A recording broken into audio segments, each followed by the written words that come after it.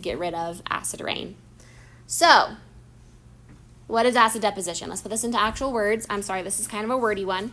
So acid deposition occurs when sulfur dioxide, SO2, and nitrogen oxides, or NOx, react in the atmosphere with oxygen and water and other chemicals to form various acid compounds such as nitric acid and sulfuric acid.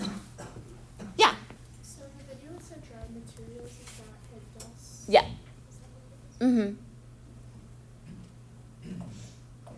Yep, so make sure you know what the word deposition is. We will be when you see it on the test, it'll say acid deposition, so please don't let that, freak you out. It's the same thing. Acid rain, acid snow, acid fog, acid hail, anything like that. So like we said before, acid can come down to the ground in a variety of different ways. Rain, snow, fog, hail, dust, or gases. So there's lots of different ways that it precipitates back down to us and affects us.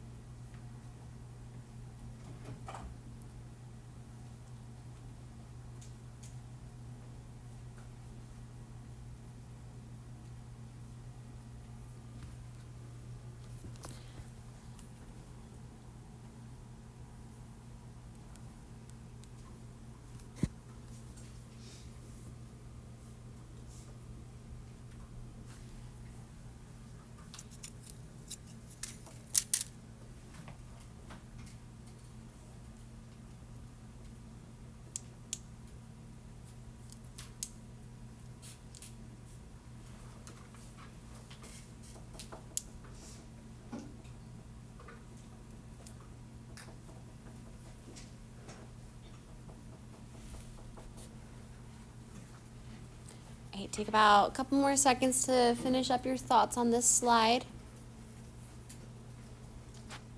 Yeah. Two oxygens is just, we call it just oxygen. Mm-hmm. There's three, we call it ozone. Mm-hmm. And then what if there's just one? So usually oxygen doesn't hang out by itself very often. So I like to liken it to girls going to the bathroom. Like you rarely see one by itself. If you do see one by itself, it's going to connect with another one as soon as it can. Yep. There's not really a name for it, just one. Yeah.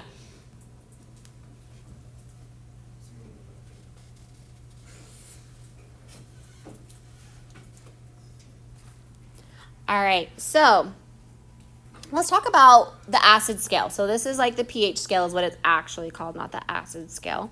Something to be aware of with the pH scale. The closer to 0 you get, the more acidic you are. The closer to 14 you get, the more basic you are. Like white girl pumpkin spice latte in October basic, right? So basic and acidic are both really corrosive. So you have like battery acid down here. You have liquid drain cleaner and bleach up here. So both are really corrosive. They're just corrosive in different ways. Something else to know, that the pH scale is logarithmic, meaning that each step is an increase by 10. So pH of 0 is 10 times, oops, if I could spell, holy cow, embarrassing, is 10 times more acidic than a pH of 1. A pH of 0 is 100 times more acidic than a pH of 2. So on and so forth. A pH of 3, 0 is 1,000 times more acidic. So that might be something that you might want to write down in your notebook and be aware of, is that the pH scale is a logarithmic or a 10 times scale.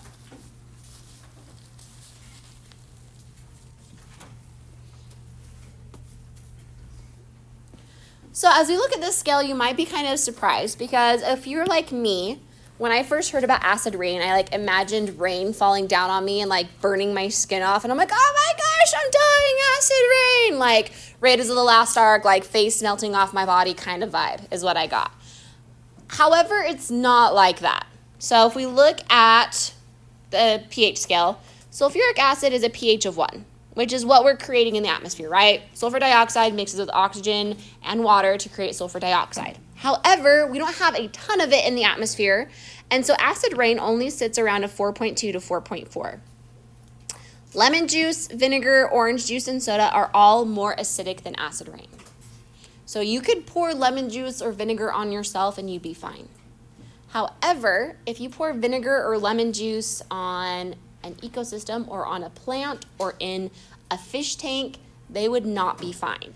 And so that's why we're concerned. So it's not super freaking acidic, like if it touches you, you're gonna die, but it has enough acidity in it that it can tip the pH of the environments animals are living in. Just kind of fun things to think about. Bananas are considered acidic at a pH of 5 to 5.3. Never would have thought of that. Milk is still slightly acidic, which is at 6.5 to 6.8. Pure water is a pH of 7, which is neutral, which means that there's nothing there. Any questions on the pH scale? Yeah, Ellie. So can you actually drink clean rain, or is... Yes, you can. Like, you can drink clean rain. I mean, there's probably like air pollutants in it, and you can drink it. Fun fact too, this is a chemistry lesson. When I was in high school, my chemistry teacher, Gretchen, her last name was Carr, but we always called her Gretchen. And she took, I do not recommend doing this at home, so I do not do this. But she took bleach, and she had like a pH indicator in there to make sure that like it was at the right pH. And she took sulfuric acid and mixed them together to get to a pH of 7. And then she drank it. I know, she was crazy. She was so crazy. And she's like, yeah, it just tastes salty. And I'm like, bro, you just drank sulfuric acid and bleach. Like, what is wrong with you? Don't do that. But that's how the pH scale works, is that adding more of either side can balance it out. So if she did battery accidents. What if she messed up the... You gotta let it react first thing. Yeah, you got to react. You got to make sure it equalizes. So, I told you guys, she was crazy. She was absolutely crazy. I adored her as a teacher, but she was crazy. Hopefully you don't tell that story to your students about me, or students, if you're a teacher, I guess, or your kids, or whoever about me. Hopefully you don't say that I was absolutely crazy. But, so sulfur dioxide comes from coal-burning power plants, and NOx comes from motor vehicle emissions and coal-burning power plants. So basically, vehicle emissions and burning coal are the two culprits, or the two main culprits of acid deposition.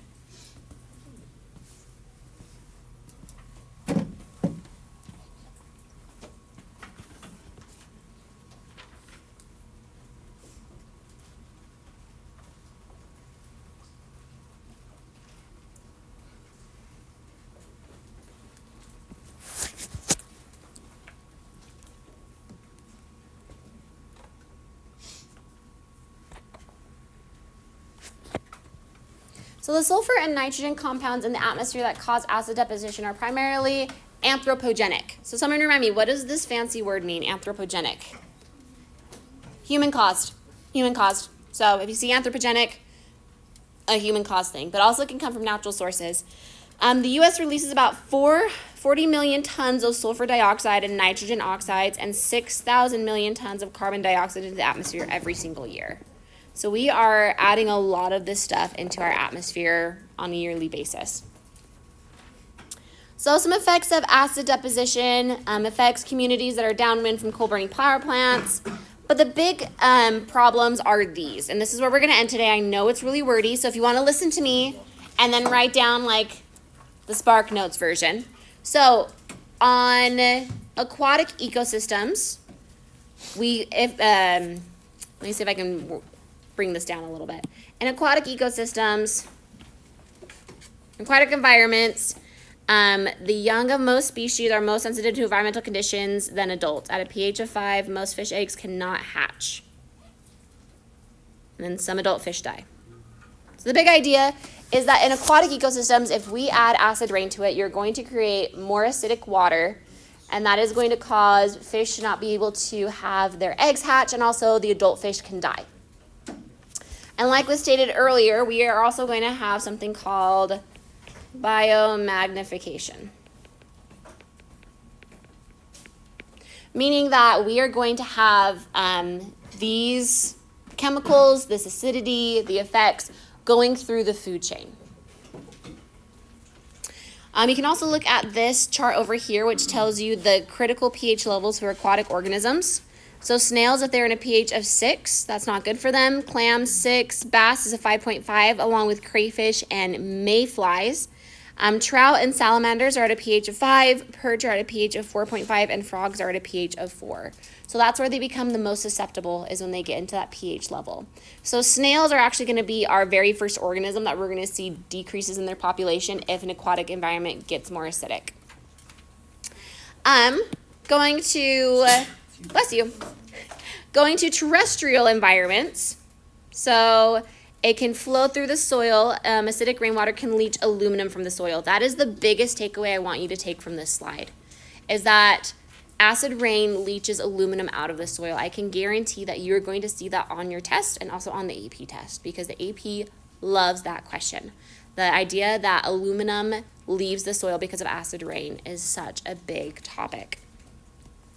The reason is because aluminum can affect some species' ability to regulate ions and inhibit respiratory functions like breathing. It also can get on fish's gills, leading to respiratory dysfunction and possibly death. So that's a big, huge thing, is that not only is it affecting the soil quality, the nutrients in the soil, and the plants that rely on it, but it also gets back into the waterways. So truly, aquatic environments are so much more damaged by acid rain than any kind of terrestrial environment that we're ever going to see.